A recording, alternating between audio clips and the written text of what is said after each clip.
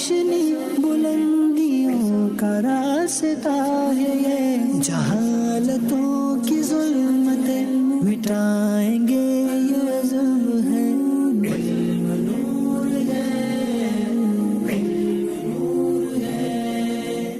الحمدللہ رب العالمین والصلاة والسلام علی خاتم النبیین، اما بعد فاعوذ باللہ من الشیطان الرجیم، بسم اللہ الرحمن الرحیم۔ الصلاة والسلام علیک یا رسول اللہ، الصلاة والسلام علیک یا حبیب اللہ، الصلاة والسلام علیک یا نبی اللہ وعلی آلک و اصحابک یا نور اللہ۔ مدنی چینل کے ناظرین، ماہ رمضان المبارک کی مبارک ساعتیں ہیں، اور ان مبارک ساعتوں میں آج ہم قرآن پاک کا موضوع لیے آپ کے ساتھ حاضر ہیں۔ آپ سے گزارش کریں گے آپ ہمارے ساتھ رہیے اور ہمارا یہ پروگرام مکمل دیکھنے کی نیت کریں۔ انشاءاللہ علم دین کا ڈھیروں خزانہ ہمارے ہاتھ آئے گا۔ ان مبارک لمحات میں جس شخصیت کے ساتھ آج ہم پروگرام کرنے جا رہے ہیں، وہ ہستی کہ جو قرآن پاک کی عربی میں تفسیر لکھ رہے ہیں، قرآن پاک کی اردو میں بھی تفسیر لکھ رہے ہیں، تفسیرات احمدیہ پر آپ حاشیہ لکھ رہے ہیں، اور آیات احکام پر آپ تفسیر لکھ رہے ہیں۔ مدنی چینل کے کئی ایک پروگرامز میں آپ ان کی زیارت کرتے ہوں گے۔ میری مراد استاذ العلماء مفتی علی اصغر صاحب، حضور آپ کو مرحبا کہتے ہیں پروگرام میں۔ آپ کو بھی، ہمارے ناظرین کو بھی ایڈوانس مبارک ہو رمضان کی۔ خیر مبارک، چونکہ ہمارا یہ پروگرام ریکارڈڈ پروگرام ہے، رمضان سے پہلے ریکارڈ ہو رہا ہے، اور جب ہمارے ناظرین دیکھ رہے ہوں گے تو وہ رمضان مبارک کی مبارک ساعتیں ہوں گی، اور رمضان مبارک کے مبارک جو لمحات ہیں وہ انہیں میسر ہوں گے، تو اس لیے ہم ایڈوانس مبارک دے رہے ہیں۔ ان تک جب پہنچے گی تو رمضان ہو چکا ہوگا، رمضان ہو چکا ہوگا۔ کیا بات ہے۔ مدنی چینل کے ناظرین، آئیے مفتی صاحب کی طرف ہم بڑھتے ہیں، اور قرآن پاک کے حوالے سے بہت ہی یونیک باتیں آپ سنیں گے۔ قرآن پاک کیا ہے، قرآن پاک کے حوالے سے، وحی کے حوالے سے بہت ساری معلومات انشاءاللہ آپ کو ملے گی۔ آپ ہمارے ساتھ رہیے گا۔ مفتی صاحب، قرآن پاک آج ہمارا موضوع ہے نور ہدایت میں۔ پہلے تو میں آپ سے ایک پرسنلی ایک سوال کرتا ہوں۔ آپ یہ ارشاد فرمائیں کہ اس پروگرام کا جو نام ہے نور ہدایت، یہ بھی آپ ہی کی طرف سے سلیکٹ کیا گیا ہے، نام آپ ہی نے عطا فرمایا، اس کی کوئی خاص وجہ ہے کہ آپ نے یہ نام دے دیا؟ دیکھیے ہمارا پروگرام ایک مذہبی پروگرام ہے، الحمدللہ، اور ہم قرآن و سنت کی باتیں آگے بڑھاتے ہیں۔ الحمدللہ، تو جو قرآن و سنت ہے یہ ہدایت ہی تو ہے۔ بے شک، یہ جو کتاب ہے یہ ہدایت ہے مومنین کے لیے، اور ہدایت کا سامان ہے۔ تو قرآن کی باتیں، حدیث کی باتیں، فقہ کی باتیں، یہ ہدایت کا نور ہے۔ واہ، تو یوں جو ہے، جو پیٹرن ہے ہمارا، جو فارمیٹ ہے، جو کچھ ہم بیان کرتے ہیں، تو یقینی طور پر یہ قرآن و حدیث کا نچوڑ ہوتا ہے۔ کیا بات ہے، ماشاءاللہ۔ مدنی چینل کے ناظرین، آپ نے وجہ بھی جان لی ہمارے اس پروگرام کا نام نور ہدایت کیوں رکھا گیا۔ مفتی صاحب، قرآن اور رمضان کا ہمیں ایک بڑا گہرا ایک تعلق نظر آتا ہے نارملی ہم جب دیکھتے ہیں، اس حوالے سے آپ کیا ارشاد فرماتے ہیں؟ دیکھیے قرآن پاک نے رمضان کا اور قرآن کا تعلق بیان کیا ہے۔ شہر رمضان الذی انزل فیہ القرآن، رمضان کا مہینہ وہ مہینہ جس میں قرآن نازل کیا گیا۔ صحیح، انا انزلناہ فی لیلۃ القدر، کہ ہم نے قرآن کو لیلۃ القدر میں نازل فرمایا۔ تو اس تعلق کو تو قرآن نے خود بیان کیا ہے، اور نبی مکرم صلی اللہ علیہ وسلم آپ جو ہے قرآن کے تعلق سے آپ کے معمولات تبدیل ہو جایا کرتے تھے۔ صحیح، حدیث مبارکہ میں آتا ہے کہ کان نبی صلی اللہ علیہ وسلم اجود الناس بالخیر، واہ، کہ آپ صلی اللہ علیہ وسلم سب لوگوں سے بڑھ کر سخی تھے۔ واہ، کان اجودا ما یکون فی رمضان حین یلقاہ جبریل، کہ رمضان مبارک میں جبریل امین آپ کے ساتھ قرآن کا دور کرنے آتے، واہ، آپ کی سخاوت مزید بڑھ جایا کرتی کیا تھی۔ بات ہے، تو نبی مکرم صلی اللہ علیہ وسلم کے اپنے معمولات سے یہ بات ثابت ہے کہ اس مہینے کے اندر قرآن کے تعلق سے آپ کے معمولات تبدیل ہو جایا کرتے تھے، اور خاص چونکہ قرآن کا مہینہ ہے۔ جی مفتی صاحب، میں یہاں پر ایک سوال کرتا ہوں، لوگوں کے ذہن میں ایک سوال آتا ہے کہ قرآن پاک یک مشت نازل ہونے کے حوالے سے کہا جاتا ہے، جیسے قرآن پاک ہم پڑھتے ہیں انا انزلناہ فی لیلۃ القدر، ہم نے قرآن کو لیلۃ القدر میں اتارا۔ اچھا، دوسری طرف ایک یہ بھی سوال ہوتا ہے کہ 23 سال کے عرصے میں قرآن پاک نازل ہوا ہے، یہ ان دونوں باتوں میں تضاد نہیں ہے؟ دیکھیے بڑا اچھا سوال کیا آپ نے۔ بظاہر بات چیزوں میں تضاد نظر آ رہا ہوتا ہے، لیکن جب ہم اس کی تفصیل میں جاتے ہیں تو ہم دیکھتے ہیں کہ تضاد اس میں نہیں ہوتا۔ صحیح، 23 سال کے عرصے میں قرآن نازل ہوتا رہا. 23 سال کے عرصے میں. قرآن کا ایک بڑا مقصد تعلیم اور تربیت ہے. صحیح. تو تعلیم اور تربیت کا یہ تقاضا تھا کہ اس قوم پر جس پر قرآن نازل ہو رہا ہے اس کے احوال کے اعتبار سے، موقع محل کے اعتبار سے آیات مبارکہ نازل ہوتی رہیں. جی. لوگ آ کر سوال کرتے تھے، بعض اوقات کوئی وقوع پیش آتا تھا، کوئی مشکل پیش آتی تھی، کوئی غزوہ ہوتا تھا، کسی مکاری کا ظہور ہونے والا ہوتا تھا، اس پر پہلے ہی خبردار کر دیا جاتا تھا. تو ڈیفرنٹ وجوہات تھیں کہ 23 سال کے عرصے میں قرآن پاک کی آیات نازل ہوتی رہیں. صحیح. لیکن لیلۃ القدر میں نازل ہوا. جی. اس کا کیا مطلب ہے؟ قرآن اللہ کا کلام ہے، اللہ کا کلام ازلی ہے.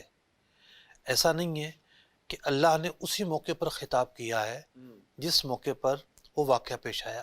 صحیح. بلکہ اللہ تو جانتا تھا کہ کیا ہونے والا ہے. جی. تو قرآن اللہ کے کلام کا نام ہے. صحیح. یعنی جو ہم مصحف میں دیکھتے ہیں جی کتابی شکل یہ تو میں نقوش ہیں. جی. حقیقتاً جو قرآن ہے وہ اللہ کا کلام ہے.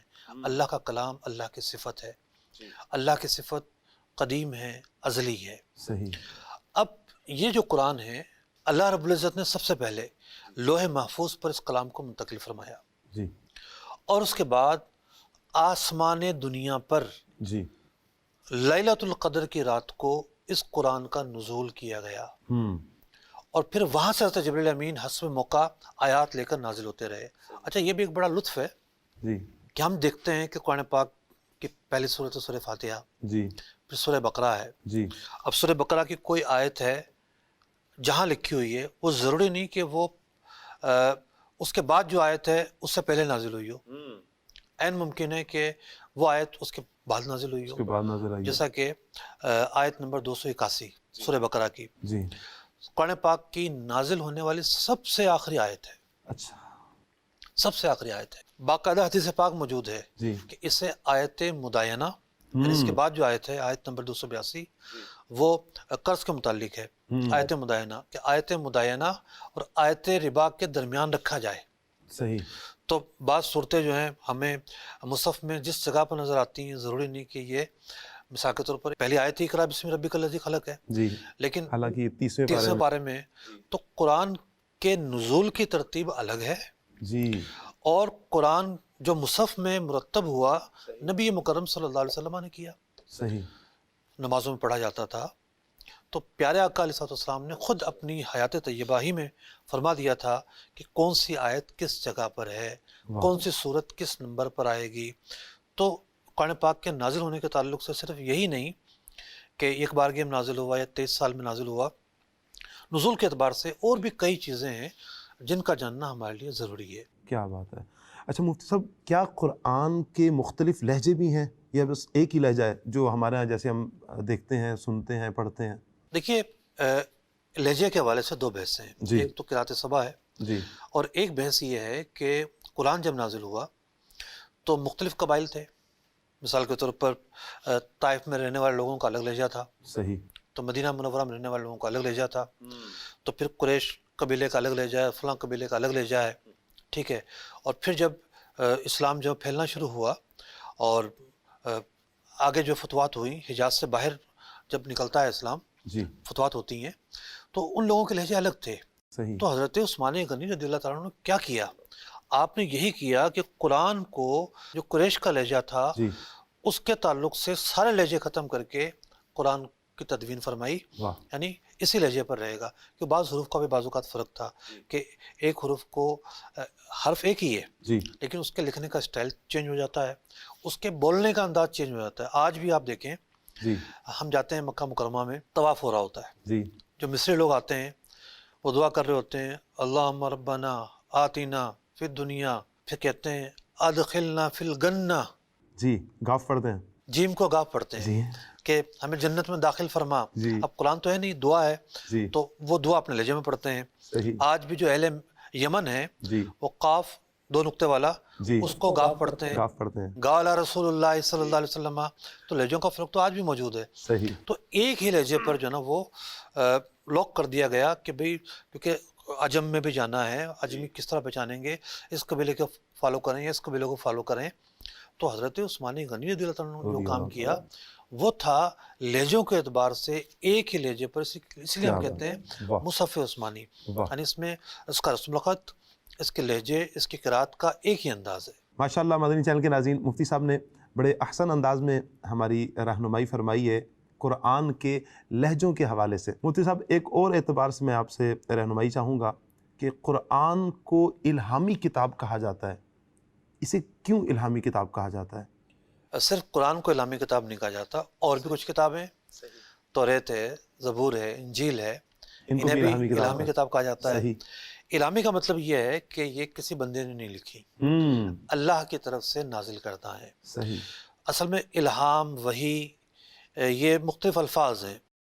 تو الہام کا جو لفظ ہے اس کا معروف معنی جب کتاب الہامی کہا جائے گا جی، تو یہی معنی بنتا ہے کہ یہ منزل من اللہ ہے، منزل اللہ من کا اللہ، کلام ہے، اللہ کی طرف سے نازل کردہ ہے، صحیح کسی بندے کا لکھا ہوا کلام نہیں ہے۔ نہیں ہے۔ کیا بات ہے! یہ اچھا الگ بات ہے جی، کہ توریت میں تحریف ہو چکی، زبور میں تحریف ہو چکی، انجیل میں تحریف ہو چکی ہے، لیکن تبدیلی ہو چکی ہے۔ تبدیلی ہو چکی، کچھ حصہ پھر بھی اس میں ایسا ہے جو تبدیل نہیں ہوا، صحیح۔ اور ہم نہیں جانتے کون سا حصہ تبدیل ہوا، کون سا نہیں ہوا۔ اسی بنا پر ہمارے علماء لکھتے ہیں کہ ان کتابوں کو بھی بغیر وضو کے نہ چھوا جائے۔ یہ الہامی کتابیں ہیں، ان کا ادب ہے، باوضو ہونا ان کے لیے بھی ضروری ہے۔ ان کے احکامات پر عمل کرنے کے حوالے سے پھر ان کتابوں کے حوالے سے ہمارے لیے کیا شریعت مطہرہ حکم دیتی ہے؟ کوئی ایسی بات آتی ہے کہ جو بظاہر قرآن سے، حدیث سے متضاد ہوتی ہے، ٹکراری ہوتی ہے، تو ہم پر ایز اے مسلم کیا حکم لازم آتا ہے؟ جیسے بھی آپ نے ارشاد فرمایا کہ ہم ان کا ادب بھی کریں، ادب کا بھی ہمیں اسلامی درس دیتا ہے، لیکن کیا ان کی ان باتوں پر ہم عمل بھی کریں گے؟ دیکھیں، ہمیں تو ان کتابوں کے پڑھنے کی بھی اجازت نہیں ہے، پڑھنے کی بھی اجازت نہیں؟ پڑھنے کی بھی اجازت نہیں ہے، صحیح، سوائے یہ کہ علماء جو رد لکھتے ہوں، صحیح، ان کو کسی چیز کا جواب دینا ہو، وہ اس کو پڑھیں، ورنہ تو یہ ہے کہ اس میں کیا ٹھیک ہے کیا غلط ہے ہمیں تو نہیں پتہ۔ ہمیں نہیں پتہ۔ ٹھیک ہے، صحیح، کچھ مشترکات ہوتی ہیں، مثال کے طور پر کسی بھی الہامی کتاب میں آپ کو آج بھی نہیں ملے گا کہ زنا جائز ہے، یا جھوٹ جائز ہے، یا دھوکہ جائز ہے۔ جی، ان مشترکات کا کوئی انکار نہیں ہے، لیکن اس کے علاوہ بہت ساری ایسی باتیں ہیں جو اللہ کی طرف منسوب کی گئی ہیں، جی، ہو سکتا ہے وہ تحریف شدہ ہوں۔ تو ایک عام آدمی کو تو ان کتابوں کے پڑھنے کی بھی اجازت نہیں ہے، کیا جائے یہ کہ وہ اس کو تفصیل سے اور ڈیٹیل سے مطالعہ کرے۔ جی۔ بہرحال مدنی چینل کے ناظرین، تورات شریف، انجیل یا زبور شریف جب ہمارے سامنے ہوں، کبھی سامنے آتی ہیں، تو ہمارے لیے حکم یہی ہے کہ ہم ان کا ادب کریں گے، باوضو اگر چھونے کی ضرورت پیش آتی ہے تو ہم باوضو چھوئیں گے، جیسے مفتی صاحب نے ہماری رہنمائی فرمائی ہے کہ ہم ان کو پڑھیں گے نہیں۔ اچھا اور ادب بھی اس تناظر میں ہے جی، کہ اس میں بعض حصہ وہ ہو سکتا ہے جو منزل من اللہ ہو، کیونکہ ہم صرف جو ہے یہ ذہن بنا لیا جائے، ہم صرف جو ہے متن قرآن کا ادب نہیں کرتے بلکہ اس کے ترجمے کا بھی ادب کرتے ہیں۔ جی، کیونکہ عام طور پر جو انجیل ملتی ہے جس کیفیت میں، جس زبان میں تھی، اس زبان میں تو آج نہیں ملتی، ٹھیک ہے، لیکن کم از کم ترجمہ تو ہے، اور اس ترجمے میں بعض وہ حصہ ہوگا جو اپنی حقیقت پر برقرار ہوگا، منزل من اللہ ہوگا، وہ ایک نقطہ ہو سکتا ہے، ایک جملہ ہو سکتا ہے، دو جملے ہو سکتے ہیں، تو یوں ایک احتیاط کے پیش نظر ہم اس کا ادب کرتے ہیں۔ کیا بات ہے!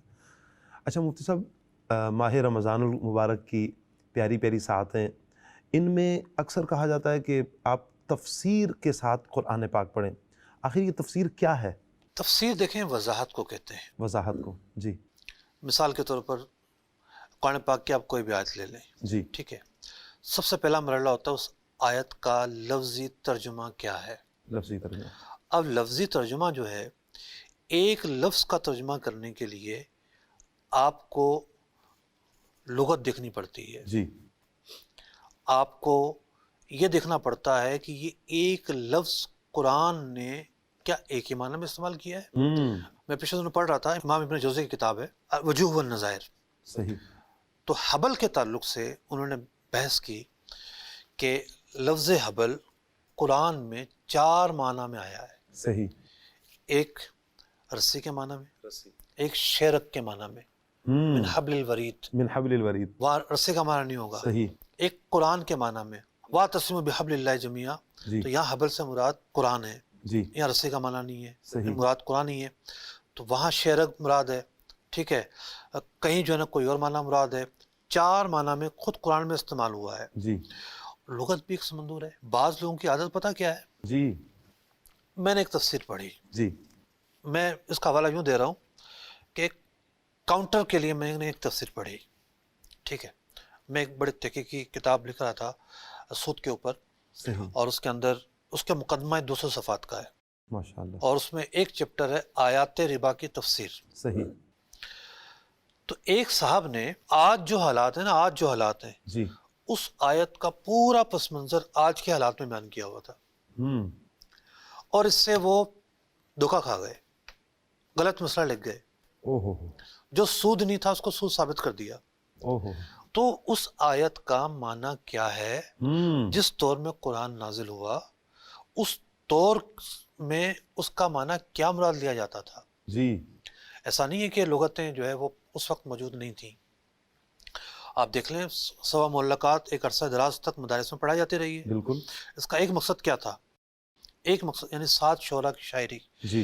یعنی وہ شاعری جو اس وقت زمانہ جاہلیت میں وہ کعبے کی خانہ دیواروں کعبے کے کی ساتھ. دیواروں پر لٹکایا کرتے تھے. بالکل. لغت تو وہاں سے بھی آ رہی ہے، بالکل. لغت تو حدیث سے بھی آ رہی ہے. جی. حدیث کا کیا مطلب ہے؟ رسول اکرم علیہ السلام کا قول اگر وہ فعل ہے اور صحابہ بیان کر رہے ہیں تو وہ صحابہ کی زبان ہے. جی. پھر تابعین ہے، پھر جو بڑے بڑے ائمہ لغت ہیں جو قرون ثلاثہ سے جن کا تعلق ہے، صحیح. تابعین ہیں یا تبع تابعین ہیں، سب سے پہلے تو ہم ان کو دیکھتے ہیں کہ انہوں نے اس کا کیا معنی بیان کیا ہے. لغت سب سے پہلے ہے. پھر اس لغت کو بھی ہم دیکھیں گے کہ قرآن کی سب سے بہترین تفسیر وہ ہوتی ہے کہ جو قرآن ہی سے کی جائے. قرآن سے کی جائے. واہ. کثیر سے مقامات ہیں، صحیح. بے شمار مقامات ہیں جب قرآن خود دوسری جگہ پر اپنی بات کی وضاحت کر رہا ہوتا ہے. صحیح. دوسرا مرحلہ ہے کہ قرآن کی تفسیر احادیث سے کی جائے، جی. اقوال صحابہ سے کی جائے. صحیح. تیسرا مرحلہ ہے اقوال تابعین سے کی جائے. صحیح. یعنی تابعین نے امام ضحاک ہو گئے، امام مقاتل ہو گئے، جی. سعید بن جبیر ہو گئے، سعید بن مسیب ہو گئے، یہ تابعین ہیں. انہوں نے صحابہ کرام سے قرآن سیکھا ہے، ان سے سیکھ کر اس کی مراد کیا ہے وہ آگے منتقل کی ہے. تو تفسیر ایک وضاحت کا نام ہے. تو تفسیر رائے کا نام نہیں ہے کہ میں اپنی رائے کو اس آیت کے ضمن میں بیان کر دوں. تفسیر ایک منقول چیز کا نام ہے کہ اس کے بارے میں خود قرآن نے کیا کہا، خود حدیث نے کیا کہا، صحابہ نے کیا کہا، تابعین نے کیا کہا، نقل کیا ہوا ہے. جی. میں ایک بحث میں نے پڑھی سود کی کتاب لکھتے ہوئے، درجنوں کتابیں میں نے پڑھی، اس میں اردو کی بھی تھیں، عربی کی بھی تھیں، اور بہت سارے لوگوں نے یہ لکھا کہ جس سود کی جو حرمت ہے 4 مختلف مراحل میں نازل ہوئی ہے. جی. میں نے ایک تفسیر پڑھی، 2 پڑھی، 3 پڑھی، 4 پڑھی، 5 6 7 8 9 10 20 30 شاید 40 تفسیریں پڑھی ہوں. مجھے ایک تفسیر سے بھی اس بات کی تائید نہیں ہوئی اللہ اکبر کہ سود سے متعلق جو 4 مختلف مقامات پر جو آیات ہیں، جی. یہ یوں اسٹیپ وائز ان کے اندر حرمت موجود ہے. بعض معاصرین نے اس کو ایک نتیجہ اخذ کرتے ہوئے یہ بیان کیا ہے، بہت سارے عربی حضرات نے بیان کیا ہے اور اردو دانوں نے بھی بیان کیا ہے، لیکن اس کی تائید کہیں سے بھی نہیں ملتی. صحیح. تو پھر مجھے لگا کہ یہ تو چوک ہوئی ہے کسی سے. بعض اوقات ایسا ہوتا ہے ایک نتیجہ جو ہے وہ ایک نتیجہ فکر ایک شخص نے بیان کیا، وہ آگے چلتا رہا. میں نے اس کا رد تفصیل کے ساتھ لکھا کہ 4 تقسیم بندی کرنے میں کیا خرابی لازم آتی ہے. ایک بڑی خرابی تو یہ لازم آتی ہے کہ سود جو ہے وہ غزوہ احد کے موقع پر حرام ہو چکا تھا. یہ تقسیم بندی کہتی ہے کہ نہیں، بعد میں حرام ہوا تھا.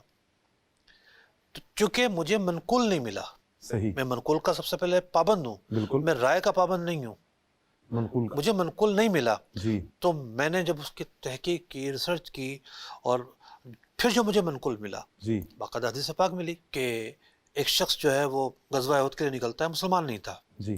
پہنچا میدان جنگ کے اندر، تو پوچھا کسی نے کہ بھائی کیوں آئے ہو، تم مسلمان نہیں ہو، جی. کیا تمہیں اپنے قوم کی غیرت لے کر آئی ہے، کوئی اور سبب لے کر آیا؟ اس نے کہا کہ نہیں، میں اس لیے مسلمان نہیں ہو رہا تھا کہ مجھے بہت سارا سود جو ہے وہ وصول کرنا تھا. ٹھیک ہے، سود کی حرمت نازل ہو چکی تھی، جی. جبھی تو احکام آ چکے تھے. جی. کہا میں اس لیے مسلمان نہیں ہو رہا تھا، لیکن آج اللہ نے مجھے توفیق دی ہے، میں کلمہ پڑھ کے مسلمان ہوتا ہوں. غزوہ احد میں شریک ہوتے ہیں، جی. ایک نماز میں نہیں پڑھی، شہید ہو جاتے ہیں اور اپنی جان اللہ کی راہ میں قربان کر دیتے ہیں. تو امام ابن حجر لکھتے ہیں جی.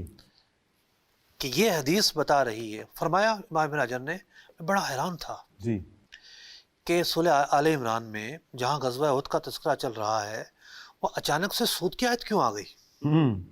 کہاں میں متفکر تھا. جی امام ابن حجر محدث ہیں، بالکل بے شک. بڑی بڑی کتابیں لکھی ہیں، مطلب بخاری شریف کی شرح ان کی بڑی معروف ہے، پھر اسماء و رجال پہ جو ان کی کتابیں ہیں، جو ان کی خدمات ہیں، واہ. اور دیگر ان کی جو کتابیں قابل ہیں دید ہیں. قابل دید ہیں. اتنا بڑا محدث کہہ رہا ہے. میں پریشان تھا کہ یہ آیت غزوہ احد کے بیان میں اچانک سے یہ بات کیوں بیان ہو گئی؟ اے ایمان والو سود خوب نہ کھاؤ. جی کہا کہ اس حدیث سے میں سمجھا کہ اس موقع پر سود حرام ہو چکا تھا، جی اور دوسرا یہ زمانہ جاہلیت کے لوگوں کی عادت تھی جی کہ جنگ کی ڈٹ کے تیاری کرتے تھے، اپنے اسباب لے کر آتے تھے، بالکل. اور کچھ پلے نہ ہوتا تو سود پر قرضہ پکڑتے تھے، اس سے اسباب پورے کرتے تھے. تو چونکہ جنگ کا موقع تھا، جی عین ممکن تھا، مطلب دوسرا ہی مارکا تھا جی کہ مسلمان بھی یہ کام کرتے، تو انہیں کہہ دیا گیا خبردار جو سود کے قریب گئے ہو تو. اللہ اکبر. یہ ربط بھی بیان ہو گیا. کیا بات ہے. واہ. تو منقول حدیث پاک سے انہوں نے ربط قائم کیا نا. جی تو یہ پہلا مرحلہ ہوتا ہے تفسیر کا. تو آج بھی بہت سارے لوگ ایسے ہیں کہ جو آج ہو رہا ہے، جو آج کی لغت ہے، جی ٹھیک ہے، آج کی لغت کو دیکھ کے کہہ رہے ہوتے ہیں قرآن جب نازل ہوا تو اس کا یہی معنی تھا. لغتیں چینج ہوتی ہیں، جی لغتوں میں تغیر آتا ہے. جی خود اردو کو لے لیں، انگریزی کو لے لیں، ٹھیک ہے، تبدیلی آتی. ایک لفظ ہے، اس کا وہ جو اصل معنی تھا وہ ماجور ہو جاتا ہے، جی استعمال ہی نہیں ہو رہا ہوتا. جی تو اسی طریقے سے عربی کا معاملہ ہے. جی تو ہمیں جب معنی لینا ہے تو قرون ثلاثہ کا معنی لینا ہے، قرون ثلاثہ. عہد رسالت کا معنی لینا ہے. سب سے پہلا مرحلہ تو یہ ہے. کم از کم قرون ثلاثہ کے جو ائمہ لغت ہیں، ائمہ مجتہدین ہیں، ہم کیوں ائمہ کی پیروی کرتے ہیں؟ کیونکہ وہ نبی اکرم علیہ السلام کے دور کے قریب ہیں، جی وہ لغت کو بہتر سمجھتے ہیں، بے شک. وہ روایات ان تک بہتر طریقے سے پہنچی ہوئی ہیں. بھئی کوئی حدیث ضعیف قرار پاتی ہے کسی ایک 5ویں 6ٹھے 7ویں راوی کی وجہ سے. جی جو قرون ثلاثہ کے لوگ ہیں وہ راوی اس وقت تو موجود ہی نہیں تھا، بالکل ان تک تو زیادہ صحت مند مواد پہنچا ہے. بالکل. اب پھر آپ اس کو بھی دیکھیں نا کہ ایک ہی مواد ہے. جی امام شافعی مصر میں بیٹھے ہوئے ہیں، امام مالک مدینہ منورہ میں بیٹھے ہوئے ہیں، امام اعظم ابو حنیفہ جو ہے وہ بغداد شریف میں بیٹھے ہوئے ہیں، یہاں الگ صحابہ موجود ہیں، ان کے شاگرد موجود ہیں، مصر میں جو ہیں الگ صحابہ کے شاگرد موجود ہیں، مدینہ منورہ میں الگ صحابہ کے شاگرد موجود ہیں. جی اگر یہ ایک ہی بات پر متفق اور مجتمع ہو رہے ہیں جی تو کوئی ڈاؤٹ تو تھا ہی نہیں ان کے اندر. بالکل. تو یوں بعض ایسی حدیث جو آگے جا کے ان میں ذوف آیا، جی عین ممکن ہے پہلے ذوف نہیں تھا، پہلے ذوف نہیں تھا، آگے جا کر. اور اس کے بہت سارے شواہد ہیں. اسی وجہ سے ہمارے علماء نے قاعدہ بیان کیا کہ فقہا جس حدیث کو لے لیں اس کے ذوف نہ ہونے کی دلیل ہے، اسی وجہ سے بیان کیا. جی اچھا مفتی صاحب، ابھی جیسے آپ ماشاءاللہ تفسیر کے حوالے سے بتا رہے ہیں کہ ایک جن کی تفسیر آپ پڑھ رہے تھے اور وہ خطا کھا گئے، تو لوگ رائے کیوں قائم کرتے ہیں؟ اور پھر یہ قرآن کے اس اہم معاملے میں آ کر وہ لوگ اپنی رائے قائم کر رہے ہوتے ہیں. دیکھیں رائے قائم کرنے کی مختلف وجوہات ہوتی ہیں. جی ایک وجہ ہوتی ہے دانستہ اور ایک ہوتی ہے نادانستہ. جی ٹھیک ہے، اب جو نادانستہ ہے وہاں بھی ایک سوالیہ نشان ہے جی کہ آپ کی قلت علم کی وجہ سے ایسا ہوا ہے، جی آپ نے ٹائم نہیں دیا، وقت نہیں دیا، تقاضوں کو پورا نہیں کیا، آپ مفسر بن کے بیٹھ گئے. ٹھیک ہے، غلطی ضرور نادانستہ ہے، لیکن وہاں قلت علم ہے، قلت فہم ہے، قلت تدبر ہے، بہت سارے اسباب ہو سکتے ہیں. جی اور ایک ہے دانستہ، جی جان بوجھ کر. جان بوجھ کر. پوری امت کا اتفاق ہے کہ نبی مکرم صلی اللہ علیہ وسلم آپ نے جو سفر معراج فرمایا، جی اس کے 3 حصے ہیں. صحیح. ایک حصے پر کسی کا اختلاف نہیں ہے کسی کا نہیں. کہ حضور اکرم علیہ السلام جسمانی طور پر مسجد الحرام شریف سے یعنی مکہ مکرمہ سے بیت المقدس تک گئے، جی کسی کا اختلاف نہیں ہے. جی ایک فکر پیدا ہوئی آج سے کوئی 200-250 سال پہلے ہندوستان میں. جی اس فکر کی ایک بنیاد تھی، ایک تھیم تھا اور ایک نظریہ تھا. وہ نظریہ یہ تھا کہ قرآن سے ان کو قبول کر لو جو سائنس کے مطابق ہے، اور جو سائنسی حقائق سے مطابقت نہیں رکھتی باتیں پھر اس میں اپنی رائے زنی سے کام لو. فرشتے ہمیں کو نظر آتے ہیں، انکار کر دو. جنات ہمیں کو نظر آتے ہیں، انکار کر دو. جنت کس نے دیکھی ہے؟ انکار کر دو. انکار کر دو کہ بھئی اس جنت سے مراد تو کچھ اور ہے، فرشتہ سے مراد تو کچھ اور ہے، فلاں سے مراد کچھ اور ہے. وہ 200-250 سال والا جو نظریہ ہے وہ آج بھی چل رہا ہے. اللہ اکبر. کمال کی بات یہ ہے جی کہ جہاں خود اپنی کمزوری ہوتی ہے ان چیزوں کو یہ صاحبان نظریہ کبھی بیان نہیں کرتے. پبلک ایشوز بیان کرتے ہیں ہمیشہ، پبلک کو رعایتیں دیتے ہیں، پبلک میں جو پاپولرزم جو ہے نا اس کو فالو کرتے ہیں. اب ایسے لوگوں کی ایک تفسیر میں نے پڑھی ایک مرتبہ، کہنے لگے کہ دیکھیں جو معراج خواب کی ہو نا وہ زیادہ طاقتور ہوگی، زیادہ عجائبات کی حامل ہوگی. خواب کی وجہ اس کے پیچھے تھیم کیا ہے جی کہ سائنس سے نہیں ٹکرائے گی. سائنس سے خواب میں ٹکرائے آپ جو مرضی کر لیں. اگر ہم جسمانی مانیں تو بھی کیسے ہو سکتا ہے، کیسے ہو سکتا ہے جی. کہ ایک رات کے اندر اتنا سفر، ایک رات کے اندر وہاں جانا واپس آنا، وقت کا ٹھہر جانا، جی question mark question mark question mark. ارے جناب آخر معجزہ بھی تو کسی چیز کا نام ہے. جی آپ کو معجزات کا انکار کرنا ہے تو قرآن کو تو نہ بدلیں. جی اب ایک اور لطیفہ سناتا ہوں میں آپ کو. صحیح. سورہ فیل ہم سب جانتے ہیں اس کا کیا پس منظر ہے. پس منظر کیا ہے اس کا؟ ابرا آیا، ہاتھیوں کا لشکر لے کر آیا، اللہ تعالیٰ نے ابابیل بھیج کر اس کے پورے لشکر کو ہلاک کر دیا. صحیح. اور مینا اور مزدلفہ کے درمیان وہ جگہ ہے وادی محسب جہاں پر وہ عذاب نازل ہوا. صحیح. اب ابابیل سے پورا لشکر ہلاک ہو جانا، وہ بھی کنکریٹ سے ہاتھی مر جانا، سائنس کے تو خلاف ہے نا. ٹھیک ہے. خلاف تو ہے. اب انہوں نے سورہ فیل کا ترجمہ ہی بدل دیا، تفسیر ہی بدل دی.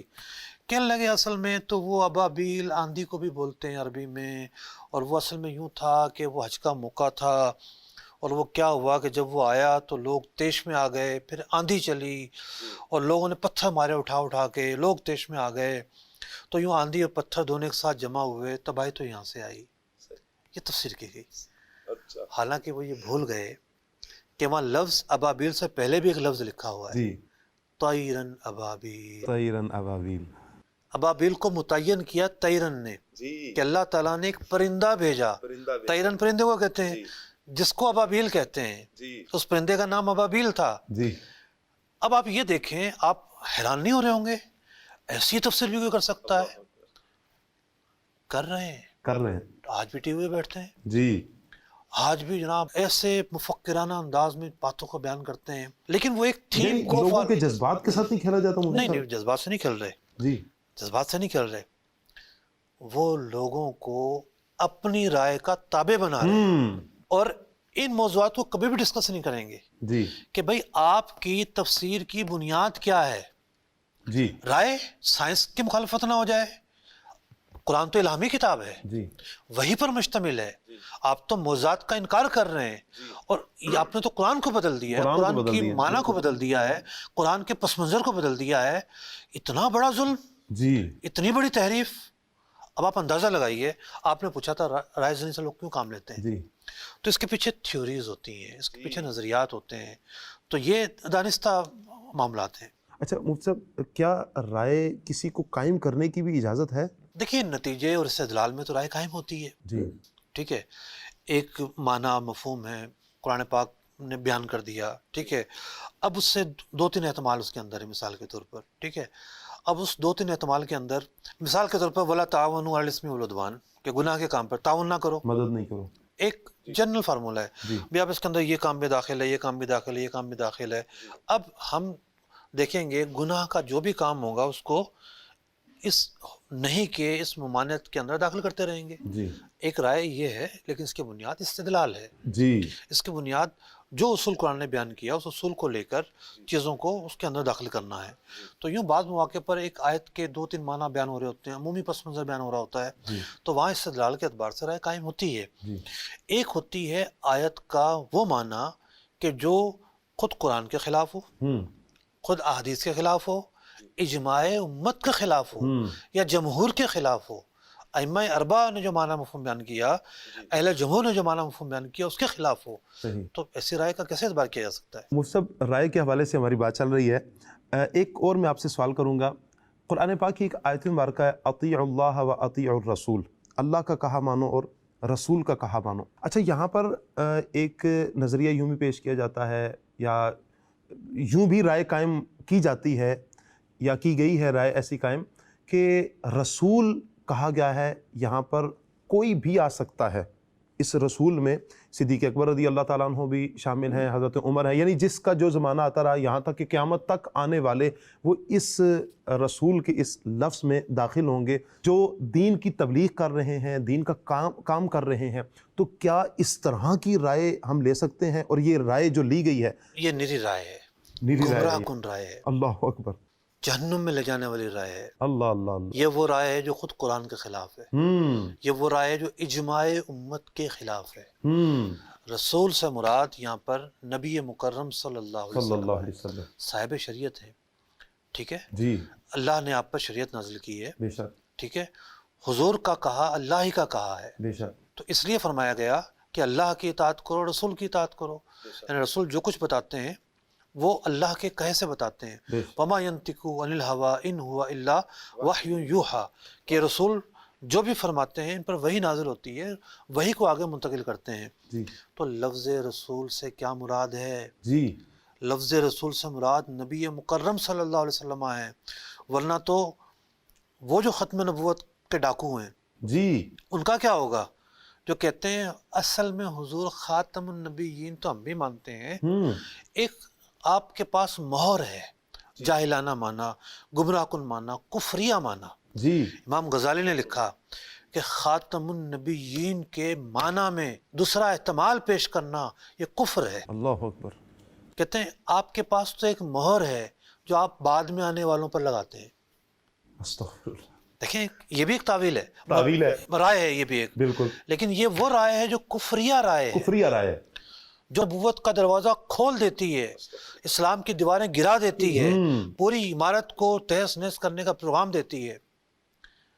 یہ رائے ہے نا، یہ رائے ہے، تو ہم یہی کہتے ہیں کہ بھائی قرآن کی تشریح، تفسیر، توضیح رائے سے نہیں ہو سکتی۔ جی قرآن نے اس کا کیا معنی بیان کیا؟ جی، رسول کا مطلب خاتم النبیین کا یہ معنی بیان کیا نا حضور نے کہ لا نبی بعدی، لا نبی آبادی، میں خاتم النبیین ہوں، میرے بعد کوئی نبی نہیں آئے گا۔ تو جن لوگوں نے وہ مہر اور مہر لگانے والے دوسروں پر یہ کر کے بیان کیا، تو احادیث نے، قرآن نے، اجماع امت نے ان کے موقف کو رد کر دیا۔ بے شک، ہمارے پارلیمنٹ نے اس کو رد کر دیا، جی، ہمارے آئین نے اس کو رد کر دیا۔ بے شک، تو اب رسول کا معنی کچھ اور کر کے یا تو یہ نادانستہ غلطی ہو سکتی ہے، تو ایسے افراد کو سمجھانا ضروری ہے۔ بے شک، کیا بات ہے، ماشاءاللہ مدنی چینل کے ناظرین بڑے احسن، لیکن غلطی ضرور ہے، اور غلطی ضرور ہے، بڑی غلطی ہے، بے شک۔ اس سے توبہ کرنا بھی ضروری ہے۔ اچھا مفتی صاحب، ہم نے بہت ساری خرابیوں کے حوالے سے سنا ہے، اب یہ ارشاد بھی فرما دیں، اس کا حل بھی آپ ہی ارشاد فرما دیں کہ ان خرابیوں سے ہم بچیں کیسے، اپنے آپ کو بچائیں کیسے ہم؟ بھائی نااہل جو لوگ ہیں جی، جن کا تفسیر سے، قرآن سے، علم سے کوئی تعلق ہی نہیں ہے، تعلق ہی نہیں ہے، ان کو چھوڑیں۔ جی، مثال کے طور پر اعلیٰ حضرت امام اہل سنت امام احمد رضا خان علیہ رحمۃ اللہ علیہ رحمت، ترجمہ بہت سارے اکابرین نے کیا بے ہے۔ شک، ہم یہ دیکھیں کہ کس ترجمہ کرنے والے کی بنیاد کیا ہے۔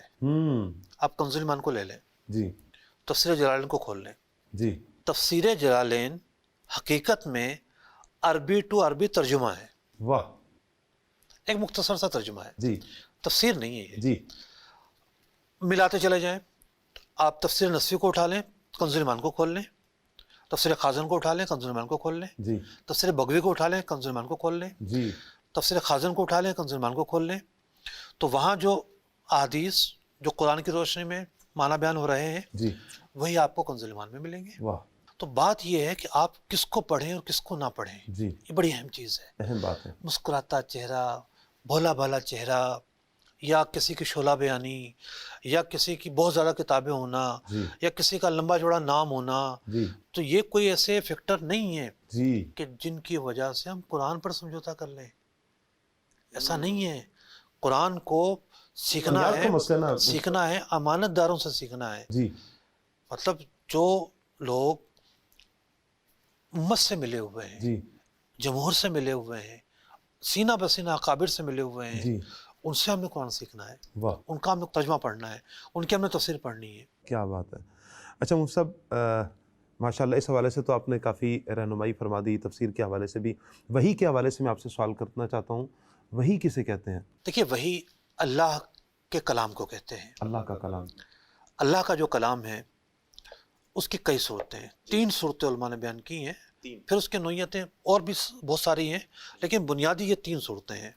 مثال کے طور پر اللہ تعالیٰ نے حضرت موسیٰ علیہ السلام سے کلام فرمایا، جی، بغیر کسی واسطے کے کلام فرمایا، بغیر واسطے کے، نہ جبریل امین تھے نہ کوئی اور تھا۔ جی نبی مکرم صلی اللہ علیہ وسلم معراج پر تشریف لے گئے، جی، وَأَوْحَى إِلَىٰ عَبْدِهِ مَا أَوْحَى، اللہ نے اپنے بندے سے کلام کیا جو کلام کیا۔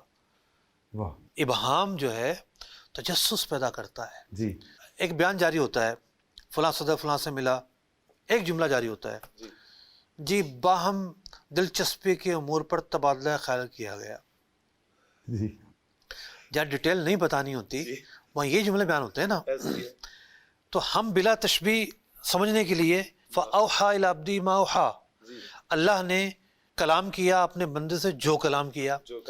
اب یہاں تفصیل بتانا مقصود نہیں ہے، یا نوعیت بتانا مقصود نہیں ہے، جی، یا کیف بتانا مقصود نہیں ہے، جی، یہاں یہ بتانا مقصود ہے کہ یہ راز و نیاز کی باتیں ہیں، جی، یہ محب و محبوب کی باتیں ہیں۔ کیا بات ہے، اللہ تعالیٰ نے کلام کیا، واہ، نہ جبریل امین ہے نہ کوئی واسطہ ہے، ٹھیک ہے، تو کلام کی ایک صورت یہ ہے۔ جی، دوسری صورت یہ ہے کہ کسی فرشتے کے واسطے سے کلام بھیجا جائے۔ جی، اچھا، جبریل امین جب بھی آئے ہیں قرآن وہی لے کر آئے ہیں، واہ، لیکن نبی مکرم صلی اللہ علیہ وسلم پر اور دیگر انبیاء پر بھی، انبیاء اور رسول پر بھی جو وحی نازل ہوتی رہی، ہر وحی قرآن یا کتاب یا آیت نہیں ہوتی، صحیح،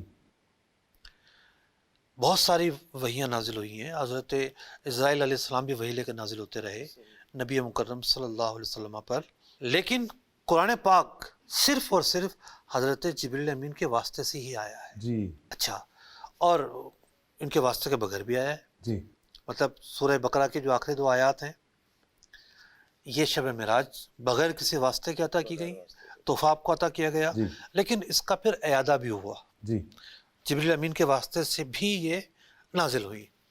اب ایک تیسری صورت، انبیاء کے جو خواب ہیں وہ بھی وہی ہیں۔ جی، تو یہ 3 صورتیں ہوتی ہیں، خواب کے علاوہ بھی کچھ صورتیں بنتی ہیں۔ مثال کے طور پر نبی مکرم صلی اللہ علیہ وسلم جو ہیں، ایک گھنٹی کی آواز آتی تھی آپ کو، جی، اور اس کے ذریعے جو ہے وہ پیغام آپ تک پہنچتا تھا۔ جی، تو بنیادی طور پر یہ 3 طریقے ہیں جن تک اللہ کا کلام انبیاء اور رسول تک پہنچتا ہے، اور انہی کو وحی کہتے ہیں۔ صحیح۔ اچھا مفتی صاحب، ہمارے ہاں نا ایک سوال یہ کیا جاتا ہے، قرآن صحیفہ، قرآن صحیفہ، تو ان دونوں میں فرق کیا ہے؟ قرآن اور صحیفے میں فرق کیا ہے؟ دیکھیے، 4 تو کتابیں ہیں، جی، توریت، انجیل، زبور، قرآن پاک، جی، اور جو صحائف ہیں، صحائف کم و بیش 100 ایسے انبیاء گزرے ہیں جن پر نازل ہوئے ہیں۔ صحیح، قرآن پاک کہتا ہے نا صحف ابراہیم و موسیٰ، جی، تو صحائف جو ہیں وہ بھی نازل ہوئے ہیں، قرآن بھی نازل ہوا ہے، یعنی وہ بھی اللہ پاک کی طرف سے ہی نازل شدہ ہے، اللہ پاک کی طرف سے نازل، کلام وہ بھی اللہ پاک اللہ کا کا کلام ہے، اللہ کا پیغام ہے، وہی پر مشتمل ہے۔ صحیح۔ مدنی چینل کے ناظرین، آج ہم نے مفتی صاحب سے کچھ سوالات کیے قرآن کے حوالے سے، رمضان اور قرآن کا آپس میں ایک تعلق، پھر رائے کے حوالے سے بڑی پیاری اور مفید معلومات ہمیں مفتی صاحب سے سیکھنے کو ملی ہے۔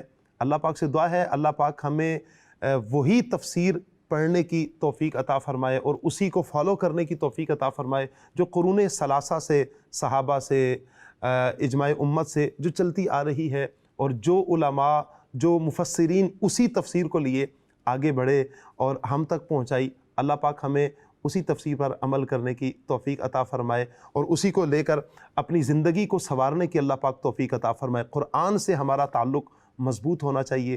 نور ہدایت ہمیں قرآن سے ملے گی، نور ہدایت ہمیں حدیث سے ملے گی، نور ہدایت ہمیں اجماع امت سے ملے گی، نور ہدایت ہمیں جمہور اور سواد اعظم کی پیروی ہی سے ملے گی۔ اللہ پاک سے دعا ہے اللہ پاک آج کا ہمارا یہ پروگرام اپنی بارگاہ میں قبول فرمائے۔